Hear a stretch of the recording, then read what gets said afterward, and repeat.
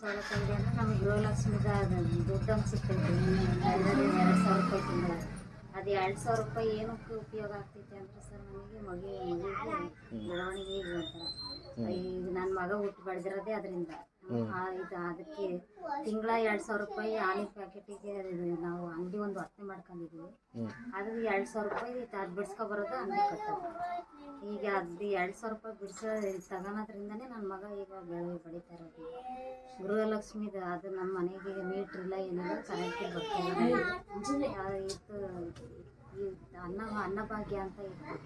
ಅದು ಅವಾಗ ಯಾರು ಒಂದು ಪಾವು ಅಕ್ಕಿ ಕೇಳಿದ್ರೆ ಯಾರೋ ಒಂದು ಪಾವು ಅಕ್ಕಿ ಕೊಡು ಅಂದರೆ ನಾವು ಈಗ ಕೊಡೋಣಂತ ತಾಳ್ರಿ 5 ಸೇರ್ಗಟ್ಲೆ ಹಂಗಂಗೆ ಅಳ್ದಾಡ್ ಕೊಡ್ತಿದ್ವಿ ನಾವು. ಈಗ ನಾವೇ ಇನ್ನೊಬ್ರಿಗೆ ಒಂದು ಪಾವು ಅಕ್ಕಿ ಕೊಡ್ರಿ ಅಂದ್ರೆ ನಮಗೆ ತಿನ್ನಕ್ಕೆ ಅನ್ನಿಲ್ಲ, ನಮ್ಮನೆಗೆ ಅಕ್ಕಿಲ್ಲ, ನಿಮಗೇನು ಕೊಡೋಣ ಅಂತ ಕೇಳ್ತಾರೆ. ಆ ಥರ ಚಿನ್ನ ಅನ್ನೋನೇ ಭಾಗ್ಯ ಆದಂಗೆ ಆಗ್ತೈತೆ ನಮಗೆ. ನಮ್ಮನೆ ರೇಷನ್ ಕಾರ್ಡಿಗೂ ಮಕ್ಕಳಿಗೆ ಸರಿಯಾಗಿ ಹೆಸರು ಸೇರಿಸಿಲ್ಲ, ಏನಿಲ್ಲ. ನಾವು ಇರೋದು 5 ಜನ ಮನೆಗೆ. ನಮಗೆ 10 kg ಅಕ್ಕಿ ಕೊಡ್ತಾರ, ನಾವು ಒಂದು ವಾರಕ್ಕೆ ಖಾಲಿ ಆಕತಿ. ತಿನ್ನ ಅನ್ನನೇ ಭಾಗ್ಯ ಆದಂಗೆ ಆಗ್ಬಿಟ್ಟೈತೆ ನಮಗೆ. ಉಚಿತ ಬರ್ತಾ ಇರೋದು ಅಕ್ಕಿ ನಿಮಗೆ ಅನುಕೂಲ ಆಗೈತೆ. ಅಕ್ಕಿ ಅನುಕೂಲ ಆಗೈತೆ ನಮಗೆ.